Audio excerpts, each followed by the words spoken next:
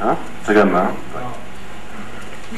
what do I mean by that? I mean, we had a revolution which has a stated target of free, democratic country where the rule of law prevails. I mean, that is the agenda, right? That's why we all went out. And I think that is why when we are saying to foreign investors the outlook is positive, they agree with us and they take the same view, because if you look at the outcome, they can see that if that is indeed the case, then Egypt will be an even better and safer place for us to invest in. But do we really have that right now, or are we moving from the tyranny, political tyranny that we have been subjected to a different kind of tyranny? Are we really being ruled by dictatorship of loud voices?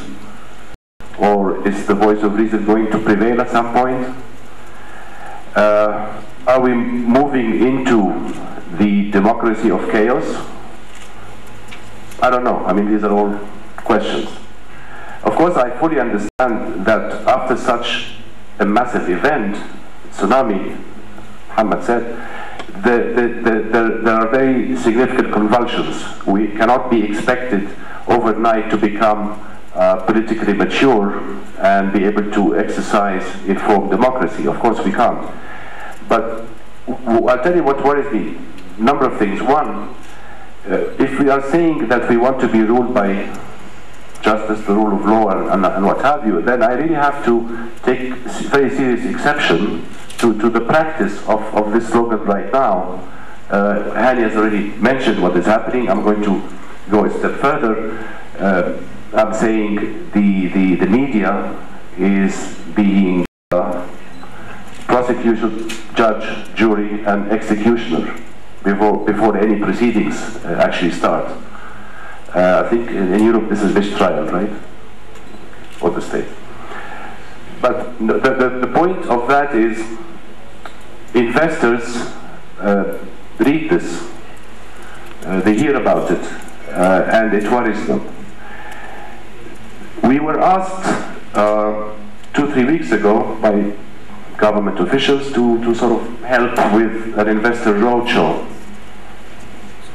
And I was surprised, and I said, well, what are we going to talk about?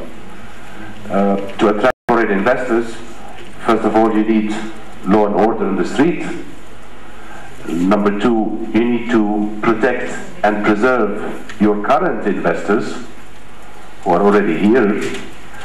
And then you need to assure and comfort the local investors, local capital, to come out and start investing again. And then, and only then, you can start talking to foreign investors. Because it's very simple.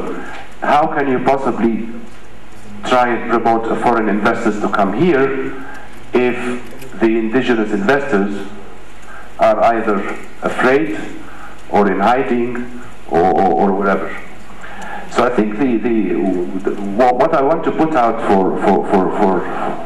for this gathering is, we all know the problems, and we've outlined the problems many times, as I'm sure all of us did, and what is happening in terms of the economy. And the reason I'm saying it appears that we're doing exactly the same thing, public consumption announcements and decisions. You're giving 15% raise across the board. We're not going to touch subsidies for a long time to come. We are, I don't know how many tens of thousands are being employed into the government, which is of course disguised unemployment. Inflation is pressing, so that 15% increase may be negative in no time. So all these very, very expensive tranquilizers, somebody has to pay for. And my biggest concern is the debate is so much focused on the political arena, what we call, I don't know, industrial action, or whatever they're being called now, our rights, etc., that the sentiment coming out for the neutral observer or interested observer is very scary. is very scary. From the outside, it says this country has gone through a great revolution, but it looks like they don't really want any foreign investor to come. It looks like they really want to redistribute poverty rather than actually uplift the whole level of incomes for everybody. And it sounds a little bit too socialist for our tastes as investors. Now, the revolution was an outstanding achievement, but I feel we are at a risk of having a very complicated surgical procedure being performed. The surgeon comes out and he says the operation was a great success, but the patient died. And I don't know how far we are from that. So what I would like to really to throw open is, okay, let's not all be too gloomy. There are very positive things. For example, this revolution, I think, has given me, and I'm sure a lot of others, a renewed sense of ownership. We feel this country belongs to us again. I, and as well as many others, I believe, for the first time ever in my life, and I'm over 60 years old, voted last week.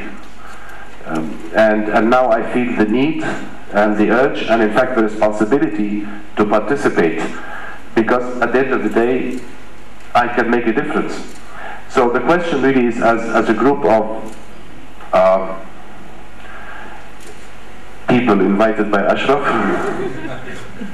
all of you guys are thinkers, not me, but what can we actually do in a concrete manner, as you mentioned, what can we actually do to try and send a very serious wake-up call to whoever it is that is running the place, that the focus on the economy, getting the right framework, sending the right message to, first of all, to your local investors, and then go out and continue what we were doing before in terms of attracting foreign investors. What do we need? We need very strong design government, which I think we have all concluded we don't quite have yet. And we don't know where we're going.